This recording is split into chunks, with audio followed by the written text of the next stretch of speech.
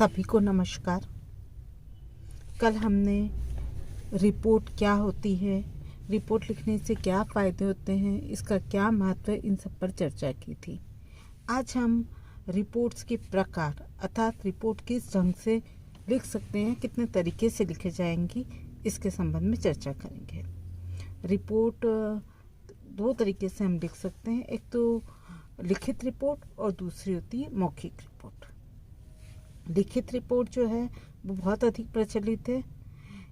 इन्हें विभिन्न विधियों के साथ वर्गीकृत किया जा सकता है, जैसे कि लंबाई के आधार पर एक रिपोर्ट, एक होती है लघु रिपोर्ट हो सकती है, जैसे कि ज्ञापन वाली है, या प्रगति रिपोर्ट है जिसे हम प्रोग्रेसिव रिपोर्ट भी कहते हैं, या फिर एक दीर्घ रिपोर्ट भी हो सकती है। समीक्षाओं को कार्यों के आधार पर, सूचनाओं के निरीक्षण तथा विश्लेषणात्मक आधार पर भी वर्गीकृत कर सकते हैं।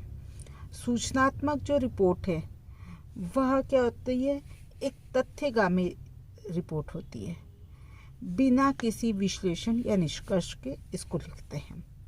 अच्छा, निरीक्षण रिपोर्ट जो होती है वह तथ्यों का विश्लेषण करती है, परंतु ये सिफारिशों एवं निष्कर्षों को भी बताती है।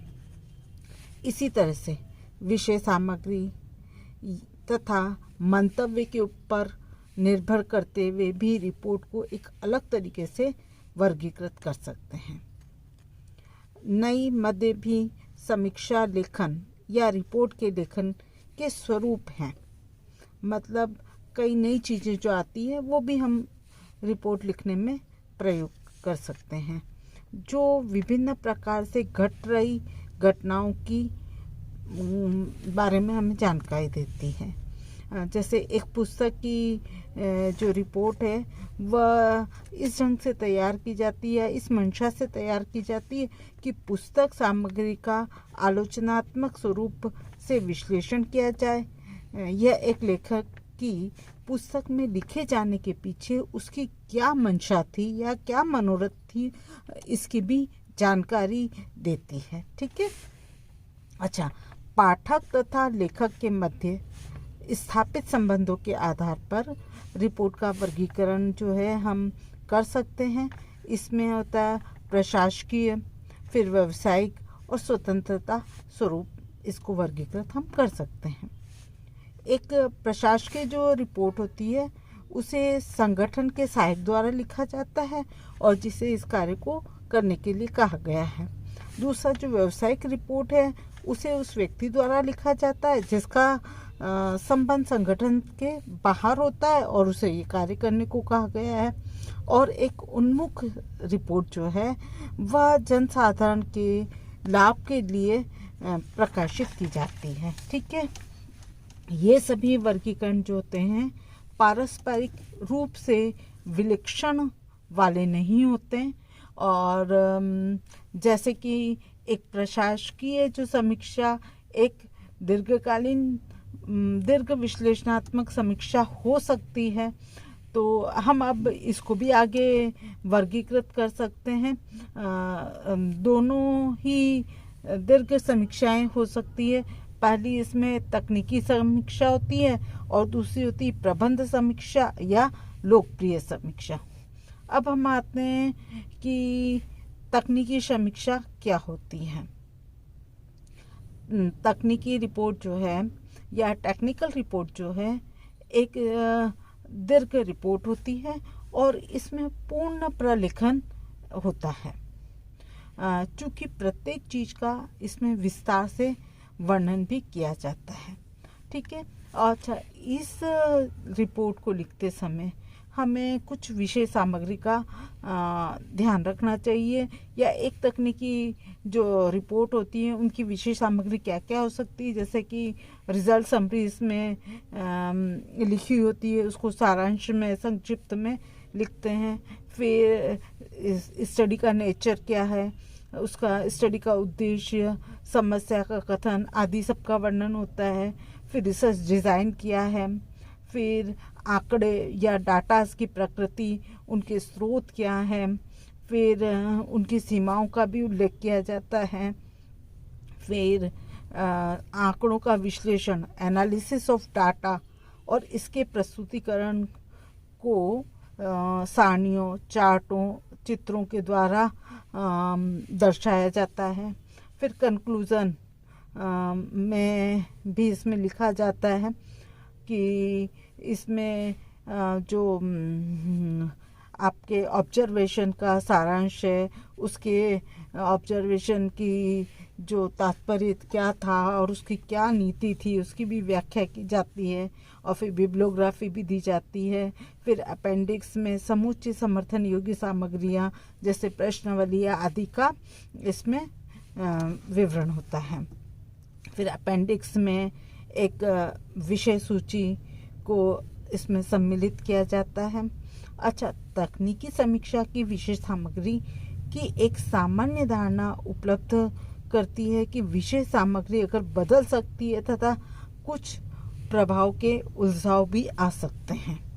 ठीक है, मतलब ये क्या कह रही है कि विषय सामग्री की एक सामान्य अवधारणा बताती, जो भी अपन ने विषय सामग्री बताई है उसकी एक सामान्य अवधारणा है, और विषय सामग्री हम बदल भी सकते हैं समय या परिस्थिति में कोई परिवर्तन आता है तो। दूसरी होती है लोकप्रिय या प्रबंध समीक्षा, जिसे हम मैनेजमेंट रिपोर्ट और पॉपुलर रिपोर्ट कहते हैं।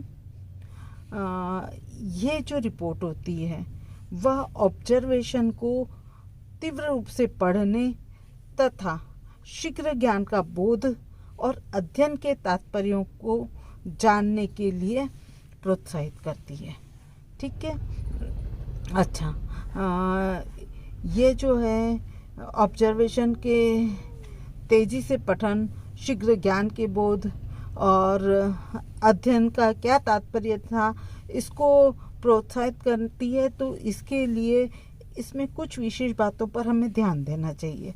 पहला तो क्या होना चाहिए, उद्देश्य बिल्कुल सरल शब्दों में स्पष्ट होना चाहिए, और दूसरा सारणियों के बजाय चित्रों और आरेखों का प्रयोग करना चाहिए, और ऑब्जर्वेशन को साफ सुथरे शब्दों में सुस्पष्टता के साथ लिखना चाहिए, और वाक्य तथा जो अनुच्छेद हैं वह लघु आकार के तथा प्रत्यक्ष रूप से होने चाहिए। महत्वपूर्ण बिंदुओं को उजागर और रेखांकित भी करना चाहिए। तो ये हुई हमारी लिखित रिपोर्ट लिखने का तरीका और लिखित रिपोर्ट। दूसरी होती है ओरल रिपोर्ट। ओरल रिपोर्ट क्या है, एक मुंह से उच्चारे गए शब्दों के जरिए जानकारी का प्रस्तुतिकरण, अर्थात मुंह से हम शब्दों के द्वारा जो भी हमारे पास जानकारी है उसको देते हैं। इसका लाभ यह होता है कि जहाँ पर सूचनाओं का आदान प्रदान होता है वहाँ पर एक अंतःक्रियात्मक वातावरण भी बनता है। इससे हानि यह होती है कि समीक्षा का जो इस रिपोर्ट है उसका कोई स्थायी रिकॉर्ड उपलब्ध नहीं होता।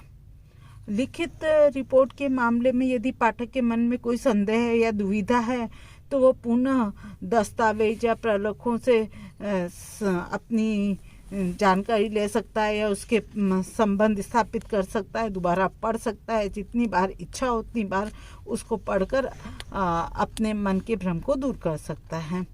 मौखिक समीक्षा की प्रस्तुतिकरण के लिए हमें कुछ बातें विशेष रूप से ध्यान रखना चाहिए। सबसे पहला कि हमारा जो प्रस्तुतिकरण है वो श्रेष्ठ होना चाहिए, और मौखिक जो है रिपोर्ट वह ऐसा होना चाहिए क्योंकि हमारे पास कोई लिखित प्रतिलिपि इसमें होती नहीं है, जो कि त्यों शोधकर्ता को एक बाह्य जो भी आपने ऑब्जर्वेशन किया है उसके बाह्य पक्ष के ऊपर एक विस्तृत रूपरेखा तैयार करना चाहिए, उसको बार बार रिहर्सल करके फिर उसका प्रस्तुत करना चाहिए ताकि श्रोता के पास वह आसानी से पहुंच सके और वो श्रोतागण जो से आसानी से समझ सके।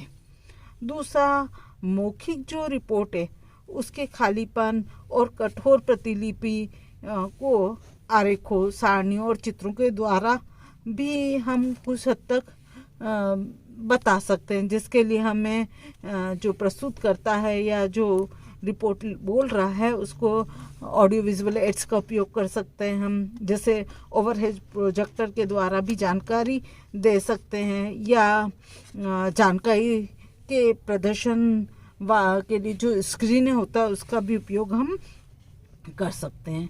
फिर प्रभावशाली प्रस्तुतिकरण के लिए एक बात और ध्यान रखना चाहिए, आई कांटेक्ट, जो कि श्रोता के साथ बनाए रखना बहुत ज़रूरी होता है, जिससे कि जो वो समझाना चाह रहा है वह श्रोता या जो प्रतिभागी है वह उसको अपनेपन या उसके लक्ष्य का उसे एहसास दिखा सके। अच्छा, शोधकर्ता द्वारा प्रस्तुत की गई जानकारी को अधिक प्रभाव ढंग से बनाए रखने के में भी ये जो प्रस्तुतिकरण है, ये आई कांटेक्ट है, वो बहुत सक्षम होते हैं। प्रस्तुतिकरण को उदाहरणों के द्वारा, कहानियों के द्वारा, व्याख्यानों के द्वारा, जहाँ कहीं भी उचित हो इन चीज़ों को शामिल करके और बहुत अच्छे ढंग से प्रस्तुत करना चाहिए। अच्छा, फिर कि आपकी शारीरिक भाषा का भी विशेष रूप से ध्यान देना चाहिए। आप किस अवस्था में खड़े हो रहे हैं, या आपके जो संकेत हैं वो क्या दर्शा रहे हैं, और आप जो भी संकेत दिखाएं वह विशिष्ट अर्थ सामने वाले तक पहुंचना चाहिए। जैसे कि किसी चीज़ को आप जोर देना चाह रहे हैं या किसी बात को हम जोर दे के बताना चाह रहे हैं तो बलपूर्वक संकेतों का प्रयोग कर सकते हैं। और संकेतों को प्रोत्साहन करने के लिए हम ऐसे संकेतों को भी उपयोग कर सकते हैं जो कि उस बात पर सीधे इंडिकेट करें। ठीक है, हम आवाज़ में भी उतार चढ़ाव ला सकते हैं, हमारे बोलने के लहजे में भी परिवर्तन ला सकते हैं, और प्रस्तुतिकरण को बहुत अच्छे से प्रभावपूर्ण ढंग से हमारी शारीरिक भाषा के द्वारा समझा सकते हैं, तो हमारी रिपोर्ट ज़्यादा इफ़ेक्टिव होगी। अच्छा, समीक्षा करते समय दो परिकाष्ठाओं जैसे स्मरणीकरण तथा पठन प्रक्रिया से बचना चाहिए, मतलब दोनों को एक साथ नहीं मिलाना चाहिए। स्मरणीकरण के जो होता है वो वक्ता के केंद्र तक पहुंच उत्पन्न करता है, मतलब आप स्मरणीकरण के द्वारा या सोच के या स्मरण करके कोई चीज़ बताते हैं तो वो सीधा जो सुनता है उस तक पहुंचता है। जबकि पठन प्रस्तुतिकरण होता है वो बहुत ही बहु होता है, रसीन होता है, वह आपके जो प्रस्तुतिकरण को निस्तेज भी बनाता है। अच्छा, मौके पे तैयार की गई प्रस्तुतिकरण सबसे बेस्ट होता है। इसमें शामिल रहता है संक्षिप्त टिप्पणियों के रूप में आप प्रस्तुत करें, एक रूपरेखा को विकसित करके फिर प्रस्तुत करना, और समय अभिव्यक्ति मतलब जब प्रस्तुत करते समय जो अभिव्यक्त करने का ढंग है वह स्वाभाविक रूप से दिखाई देना चाहिए। प्रस्तुतकर्ता के वाक्यांशों और वार्तालाप की विधि को भी विकसित करना चाहिए, और श्रोता केंद्रित होनी चाहिए और अधिक प्रभावशाली होना चाहिए। वक्ता और श्रोता दोनों के लिए जो आपके ऑब्जर्वेशन की प्रस्तुति को और अधिक अच्छे से प्रस्तुत करने के लिए हम जो ये दोनों तरह के जो रिपोर्ट राइटिंग है उसके द्वारा हम क्या कर सकते हैं, जो वक्ता है वह अपनी सारी जानकारी जो है श्रोता तक पहुंचा सकता है। ठीक है, तो ये हुआ रिपोर्ट लिखने के दोनों तरीके। आया समझ में? धन्यवाद।